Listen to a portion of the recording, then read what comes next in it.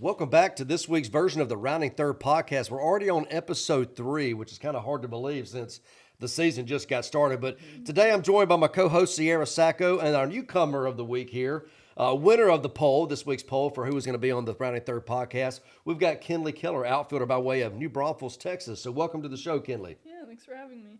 Just dubbed yesterday, it came out yesterday, SEC Freshman of the Week. So big time honor for you. That's back-to-back weeks that you or one of your travel ball teammates got that honor. So pretty big time for you and your organization playing ball growing up in the great state of Texas. So glad to have you on. You had a hit in every game of the Snowman this weekend. Went 8 for 11, hit 727 in that tournament, 4 doubles in 5 games. Scored a team-leading 7 runs this week. And we're 3 for 3 on Sunday with 2 doubles. Scored or drove in 5 of the 10 runs against North Texas. So was it just because it was from your state of Texas, North Texas, that you decided to have all those doubles? For sure, yeah. It's good stuff. Well, glad to have you on. Congratulations on a heck of a week. We look ahead to another big week of Hell State softball Wednesday against Memphis, and then a showdown this weekend, a very pitching-driven type of a showdown coming to town this weekend for the Mizuno Invitational. So mentioned a minute ago, 6-0 this week. We beat Southern Miss in the midweek. Always good to handle business against them. Their team was very athletic, looked a very good team coming into town. Had a very good record. I think they were 5-1 or 4-2, something like that, coming into town too. So it was good to get the week started, coming off a successful Baylor weekend by getting that win against Southern Miss, and then it kind of just teed it up for a good weekend for us at home. We weren't sure weather-wise if everything would kind of go on as scheduled, but luckily enough, the clouds parted ways, and we were able to get all the games in. So definitely a good week for us. We're one of 8 teams now remaining undefeated in NCAA Division I softball. So glad to be a part of that group. 10-0, first time since 2016 we've started off 10-0, and it's the 5th time in school history we started off 10-0. So a lot of good things going on with the old Hell State softball program this time of year. So kind of cutting right into it, Sacco. Pitching and defense continues to be the big story so far. Oh, yeah. 4th in the ERA, 1.2 ERA. 3rd in runs allowed per game, 1.30. 5th in shutouts. 6th in strikeout to walk ratio with 5.5. 2nd in Ks per 7 innings, 9.63. A lot of good numbers here. 1st in whip, 0.614. And 2nd in fielding percentage, 996. Big time analytics kind of coming into play early on. It's been a huge part of our success so far. Oh, yeah, and the pitching this year is stacked. Like, Nigel Kennedy leading the way. You got Nigel, Carlin, Jordy Ball, all the pitching's like heavy this year. And so with us coming like 1st, 2nd, 3rd, and all those categories really speaks about our staff and our program. Definitely. And we knew that was something that we wanted to address this offseason in the transfer portal. Identified some arms that we thought could come in and be beneficial for us. And those 3 early on in this year have certainly lived up to what we kind of thought we saw through the recruiting process, through the transfer portal. So you hit on whiff rate a minute ago. 2nd nationally in whiff rate as a team with 49.3%. Pretty impressive stuff. And Layla Amon is 9th in the country herself with a 52.9% whiff rate.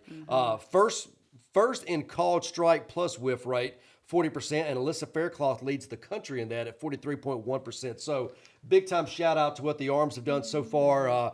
Coach T, she's had a lot of fun in the bullpen this fall. She had a good time kind of being able to be around the whole staff, everybody in the bullpen for that matter, but kind of knew that there was some pieces to work with and excited about what the pitchers have done so far. So another big thing today on Tuesdays, the polls come out. There's always the Monday poll, Softball America kind of debuts, and then Tuesday you kind of get the rest of them. So moving on up in the right direction those, 14 in 2 of the polls, 13 in Softball America, and 18 in the USA Today NCAA poll. So the 13 in Softball America is the highest since number 11 in 2024 for them. And number 14 in the NFCA and the D1 softball poll is the highest ever in those 2 polls. So definitely trending in the right direction, off to a good start so far this season. A.G. Richardson, we've talked a lot over the years on the Rounding Third podcast about development. And it's something that we really take a lot of pride in as a coaching staff, is developing our players. You look at the breakout seasons last year of Morgan Bernardini, a fellow outfielder with you, Key Sales, another outfielder with you, kind of seeing their transition from freshman Key and Moby to where they are now as seniors. Key leads the team in home runs. She's got 3 home runs on the year. She had a double-digit home runs last year. But, kind of seeing that rise. And now you're seeing another one with A.G. Richardson, kind of a Swiss Army knife.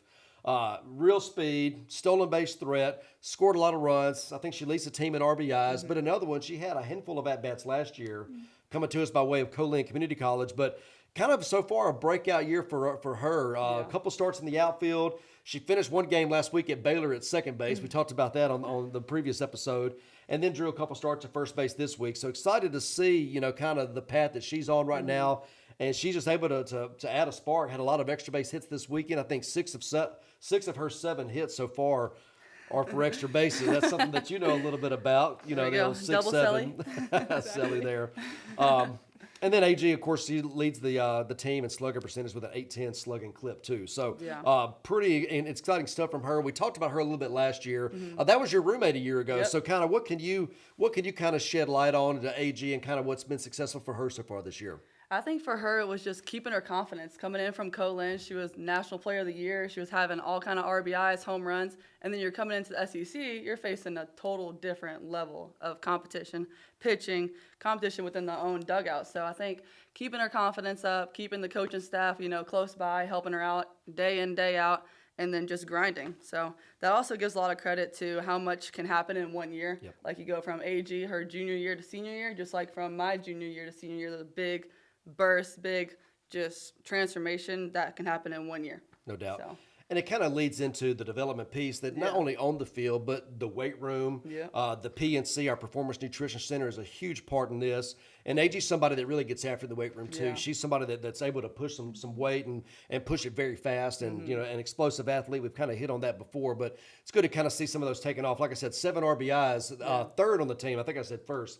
Third on the team in RBIs. Nadia Barbary leading the way with double-digit RBIs so far. But, that kind of is a little bit of a segue into the main event. So, Zach, I'll let you take this segment of the show here with our new guest, Kinley Keller.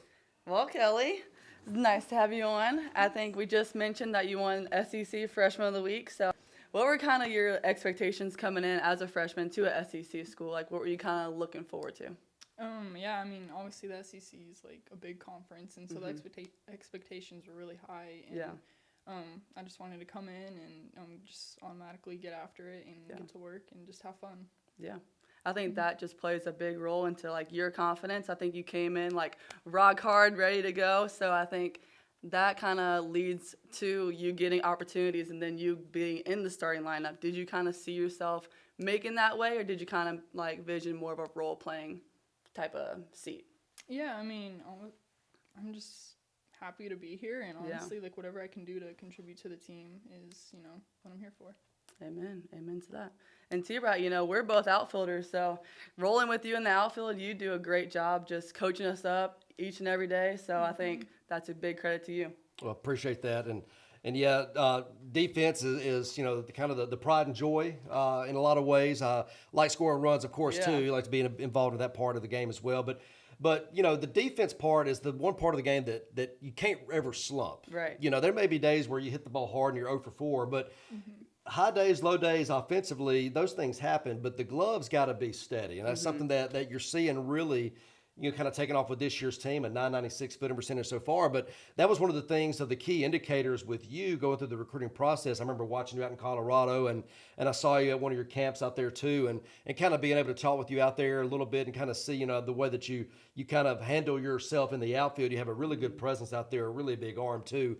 So we kind of joked around in the fall like, hey, these are deep enough fly balls to advance in the season, but not against Kelly. Yeah, you gotta add another put. 10 or 15 feet of hang time and carry on that if you're going to try to get to third on a deep fly ball to right field with you out there. So those were parts of the game that we thought, that was a bona fide yes, from the evaluation process. And it's easy to call it recruiting, but it's really evaluation. You're evaluating, what's this going to look like at the next level? Yes, you're doing X, Y, Z good right now. How's that going to transpire into the next level? And there was a lot of things that saw out of you through the process. We're like, there's a lot to be excited about with Keller. We got to get her on a visit.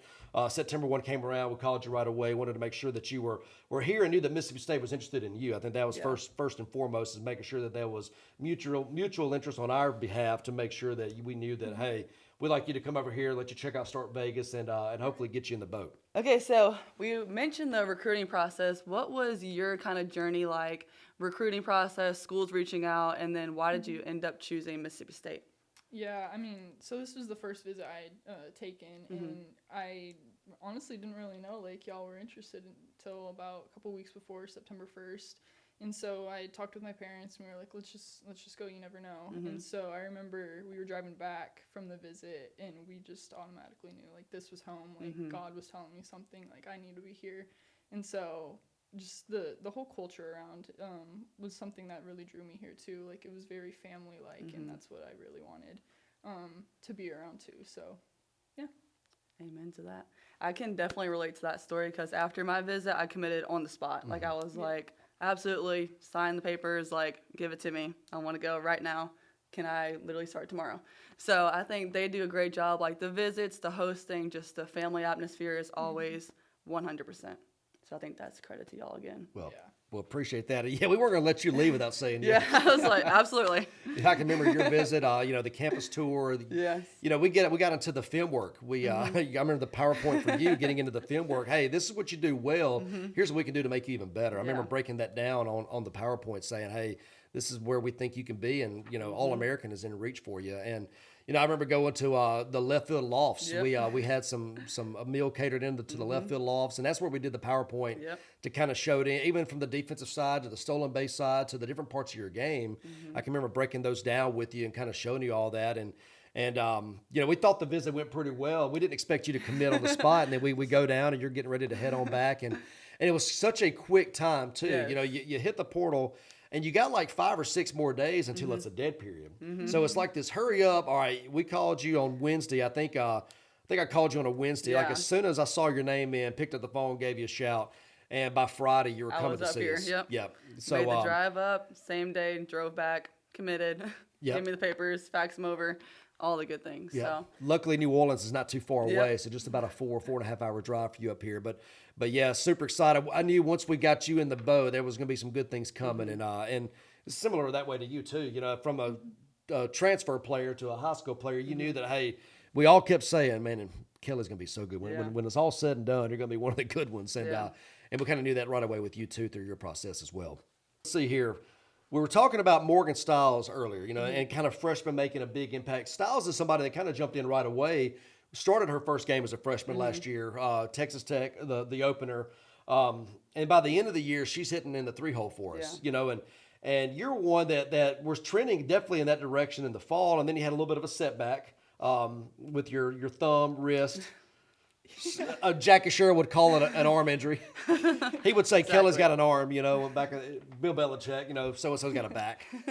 Kept it really vague, but coming in all that, we knew that you were a little bit behind the 8 ball coming back in January. So defensively, you never lost a beat, but offensively, we knew there'd be a little bit of got to get you clear and everything to get ready to go. So we're able to kind of bring you in slowly last weekend against Baylor. I think you had one at bat and you drew a walk, but this week was kind of the aha moment, if you will, for Kelly coming into the lineup. And it's one of those things when you get an opportunity to come in and try to make the most of it. So kind of tell us your thought process kind of going in. You had the one at bat against Southern Miss, quality at bat. You drove in a run on a ground ball go to the left side. So kind of transitioning from, okay, you're getting a few at bats off the bench, but then you see your name on the lineup and you're going in and now becoming a starter offensively. Kind of what's going through your mind as you're getting ready to go in and get your first at bat kind of in a starting role for us. Yeah, I mean, obviously, I want to try and have a clear mind as possible. I don't want to think too much. So, honestly, just staying calm and staying grounded is really just a big thing for me, and I think that helps me in my at-bats. So, Yeah, no doubt. And, you remind me of Stiles. We talked about that a second ago. And Stiles, one of the hardest working players on the team, period. The last 2 years since she's been a part of the program, routinely in the top of the list in terms of swings per week, swings per day, all the different metrics. And there's a large amount of metrics we keep tabs on, from blast and Rapsodo to hit tracks and beyond. But she kind of was snake bit early in her career last year. The whole month of February, it seemed like every time she hit a ball hard, it was caught. And Bernardini's kind of snake bit to a degree right now too. She's hit a lot of balls hard that really haven't fallen for base hits. But Stiles, it was one of those things where like you knew that sooner or later those are gonna go for hits, and they eventually did. And so her kind of calm demeanor reminds me of you when you look at the way that you go about carrying yourself and with the game. You kind of keep that even, that steady approach, much like Stiles does. So kind of what's some things maybe that she has taught you from somebody that was just in your shoes 12 months ago?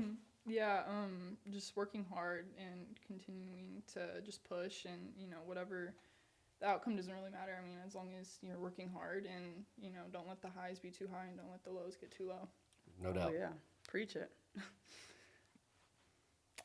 So, looking into more of the defense, because it's kind of a defensive segment with you being a star out there in the outfield. I was talking to Kat Osterman the other day about you. We're like, man, she's got big range, big arm, all the things, and kind of leads into the fielding percentage just in general. I think we're number 2 in the country, if I'm not mistaken, in terms of fielding percentage right now, and that's something that we've kind of seen like little slowly and surely kind of get better and better and better every year, and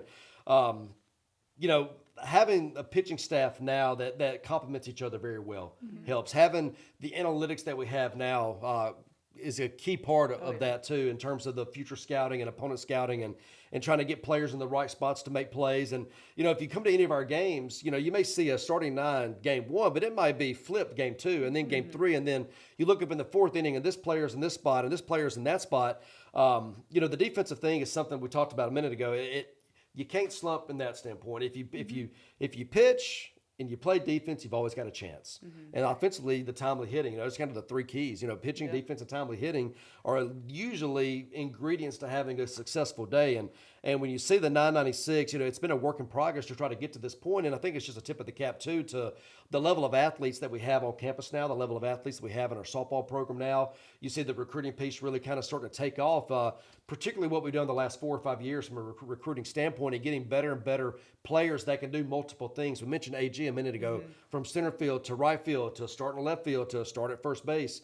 Those are things, and that was a junior college kid 2 years ago that came in, and you kind of see the versatility there too. But just kind of having that mindset with players that can play multiple positions, want the ball, go get the ball, try to develop our players as much as we possibly can, but get them in the right spots to make plays and to really highlight their skill set. It's something we take a great deal of pride in, and it's good to see.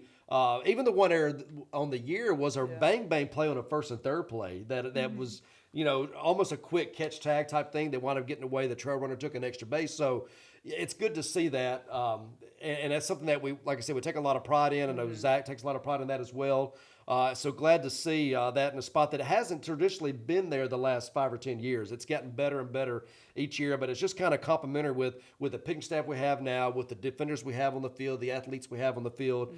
And I think this is just the best possible time for college softball right now. You look at 15 to 20 years ago, the way that the game's changed, the TVs, the little girls looking up to y'all now, 8, 9, 10 years old, they're saying, hey, I can go do that. I can go play that. And then I can be like Sierra and go play in the pro league after that. I can go win an AUSL national championship. Yeah. And these are things that a decade ago you didn't really have that much exposure to. So I think there's a lot of reasons why you're seeing, some of the athletes really kind of grow in this game. And it's certainly in the golden age of softball right now. So kind of segue there into the next slide here. Kind of what was your upbringing like in softball? Yeah. You went to, obviously we mentioned Texas a minute ago, and you're from a very growing area of Texas too, right between Austin and San Antonio. It seems like Austin has kind of merged into the suburbs around it. Yeah. And then New Braunfels, San Marcos, where Texas State is, just kind of gotten bigger and bigger. And it's gotten to the point now where you really don't know when you leave Austin and when you get to San Antonio. They almost kind of just overlap a little bit now. So kind of what has that been like for you through your softball journey, kind of coming along in this golden age in softball? Yeah, I mean, just continuing to, watch players. And I grew up watching the, USSSA Pride and all those teams. And, I wanted to be like them and, play at the next level. And so softball is a growing sport in my area too, in New Braunfels. And so just wanting to play college softball too and watching them. And yeah. So we mentioned a minute ago, Texas Bombers. We had a really good Bomber player last year too, Raylan Chafin. Did you ever get to work with Raylan at all, or was that too big of a gap between the two of y'all? Not, no. Yeah, Raylan, of course, she's a 12th overall pick in the draft of the Talons with Sierra Sacco last year. It's somebody that made a huge imprint on our program last season by way of another Bombers team. But a lot of things to be excited about. It's week 2, and we're already 20% of the season done, it seems like. I mean, we're 10 games in of a 56 game regular season schedule. So it goes that fast. And I tell people all the time, during the recruiting process or when we go and work camps or do this or do that, and folks ask us questions, it's like, hey, what's the biggest difference between, travel ball or high school and then college? And, the biggest thing is when you get here, you practice more than you play.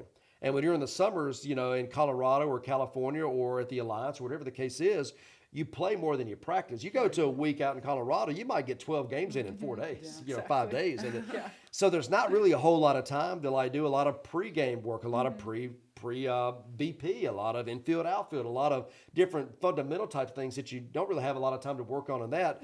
But here, we do, even on game days, you're doing stuff ahead of the game. You're doing, pre-BP, the scouting report meetings, kind of getting into your opponents, and we'll kind of go into that in a second, kind of getting into Memphis. But that's probably the biggest change is, of our 224-day window, whatever it is, 15 weeks in the fall, 15 weeks in the spring, you spend a lot more time practicing than you do the game. The game is a very small percentage.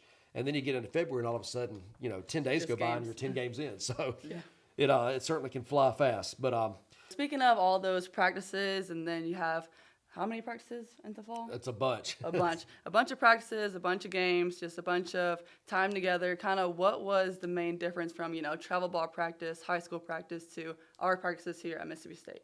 Yeah, I mean, just the splits were different too. Yeah. And like going from travel ball where you're only really practicing once a week together as a team, and then obviously by yourself. And so coming into the fall, you're practicing every day pretty much. And, that was like the big difference, I think. And then just like the splits too, like just where you're like focusing just on outfield or like just infield and hitting as well. And so I think that was like the biggest difference too. Yeah. T-Brat, he keeps it light out there. We always have the tennis balls going. We're doing karaoke. We're diving. We're sliding. We're doing a bunch of different things. So I think you just keep it fresh out there. You always have something to say or something to teach us. So I think it's always good and light out there. We always keep it fun. Yeah, I enjoy the defensive splits, and those are things that we do a lot more in the fall. We don't have them quite as much in the season in the spring, but just by nature, history is kind of my thing. I've talked on that before. I know Brian and I have had good conversations over the years about that. So once upon a time, I thought I might be a college professor. Even going That through makes sense. education in the secondary education, I was like, what, I could see myself being a college professor, and I kind of really appreciated those professors I had, especially from the history side, and I like to try to bring a lot of history stories into different things in the outfield. So, we do move around a lot. There's a lot of different drills that we get into that can get the heart rate up a little bit, and what a great time to slow the heart rate down by bringing some kind of a historical story and then making a softball analogy out of it. So you guys kind of chuckle on that, but there's a good way of saying, hey, in 1944 this happened, and this is how we're going to be able to win the next midweek game. Kind of tongue in cheek there, but I do like to tell a lot of stories in that, and I like to kind of get to know you guys from a personal level as well, and kind of getting into some of the history stuff and some of the storytelling and the books that I've read over the years, kind of finding a way of bringing them into some conversation, and we really do kind of dabble into a lot of different scenarios out there, but it's kind of a way to bring some of that knowledge into you guys and teach you more than just the game of softball. I think it's very easy to get locked into X's and O's a lot. But we got to understand too that you're 18 and 22-year-olds, and there's a bigger picture out there also, and having a way of kind of bringing in some of these things that maybe you didn't learn in college, but you learned from me. Then I'm excited to be able to teach and grow in that part of your life too. And you look at the drills that we do and the different splits that we do. Have a brand new padded wall out there this year, number one, which is different. The last couple of years, the ball would kind of die off the wall. So playing wall ball is a little bit different than this year, where now you got to make sure that you get the right folks in the backup spots, because it could ricochet and come all the way back to the dirt.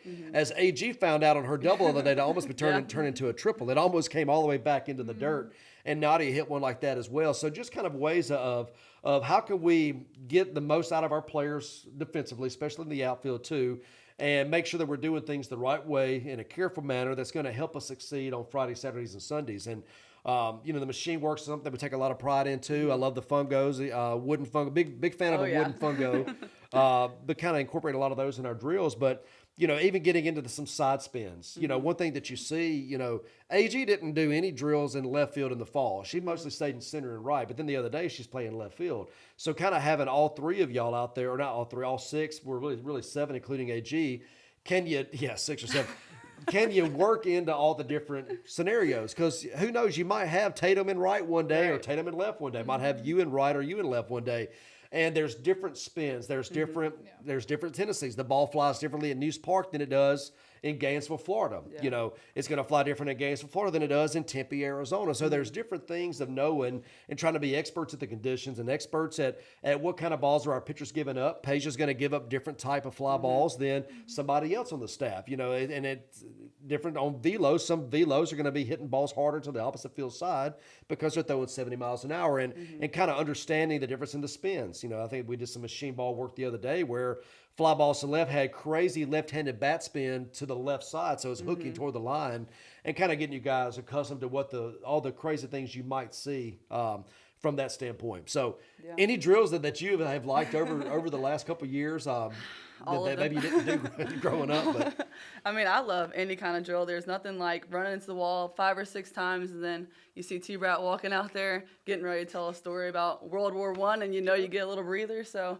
I think we always looked forward to that and just catching our breath a little bit. So that was always nice. Yeah, last year's outfield group was the Easy Company. 2025, we were the Easy Company, and that comes from the Band of Brothers. If you've ever seen that show on Netflix, it was HBO before that, but it became on Netflix. It was the Band of Brothers, and it's Damian Lewis. He's kind of the main character in it, and he's been in several other shows, but kind of getting into the Band of Brothers, and their group was the Easy Company, or also known as E Company, was kind of their platoon, so they call themselves the Easy Company.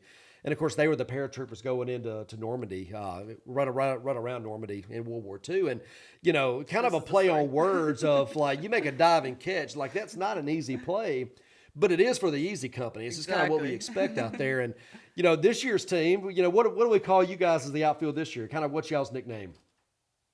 Lightweight. Oh, yeah, lightweight, baby. I guess I hadn't said lightweight enough. Yeah. Hasn't stuck yet. We're week 2. Yeah, working on it. We have an outfield group message that's called Lightweight, and that kind of gets into Ronnie Coleman. If you guys know who Ronnie Coleman is, he won Mr. Olympia more times than Arnold Schwarzenegger did. You think about Arnold. Arnold's a big guy, the governor, right? Arnold won Mr. Olympia a lot. Ronnie Coleman has more than him, and if you ever watch Ronnie Coleman talk about lifting weights or whatever, he's talking about, he might be about to bench press 600 pounds, and he tells himself that's lightweight. And I'm thinking to myself, that is not light.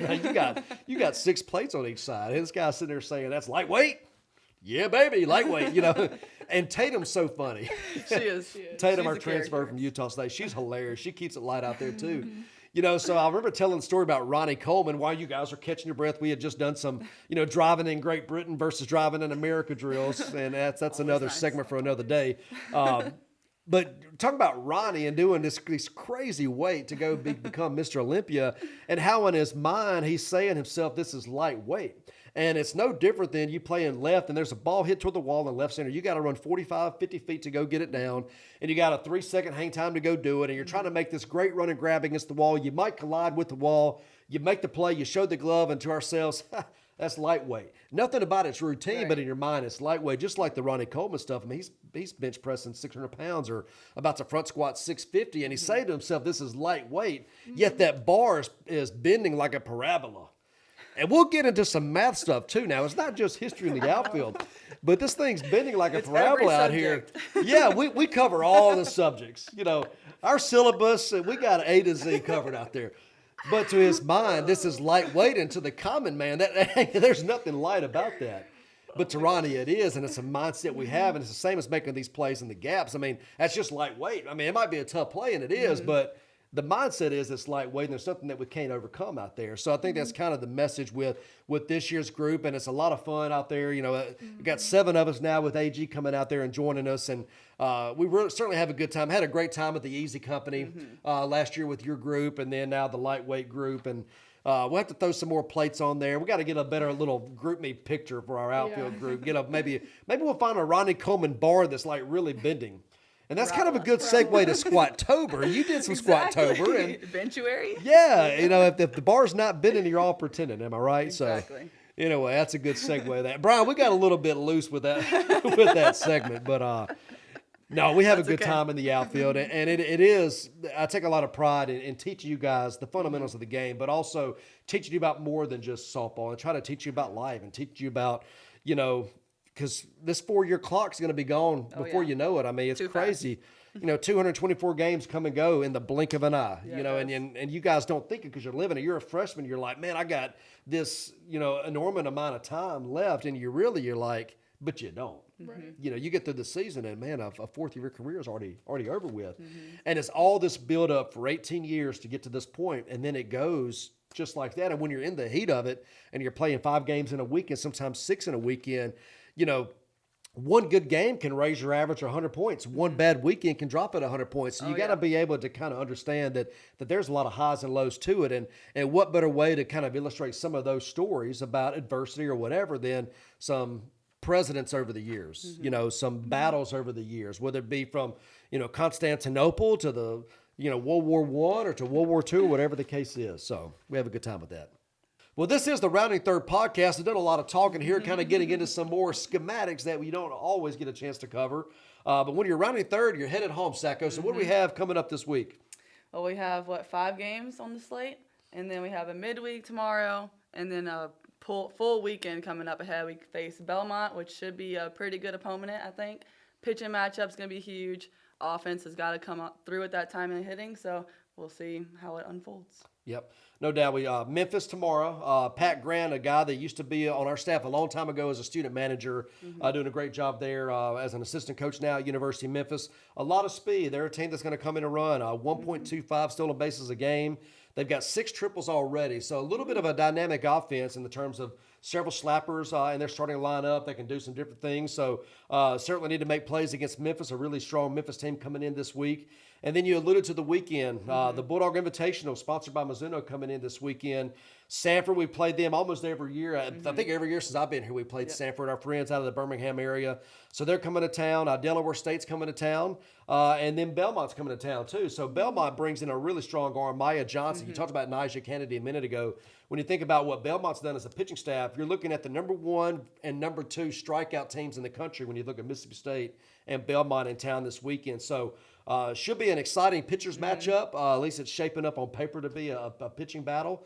Certainly excited about those opportunities with a really good Belmont team, a regional team from last year coming in town. So hoping to get some good weather again. Yeah. It's crazy that we're getting some 70 and 80 degree days right now in the middle of February. That's usually not the norm. Yeah. 65, but not really 75. But here we are. So excited about the opportunity this weekend. Another home tournament at News Park. So y'all come out and watch us play. Come see Kelly. Come see all the ladies. Got some big games starting tomorrow at 4:00. University of Memphis coming to town, and then a big one this weekend too. So without further ado, we'll go and sign off from the Rounding Third podcast for Kinley, Keller, and Sierra Sacco. I'm Tyler Bratton. Hail State.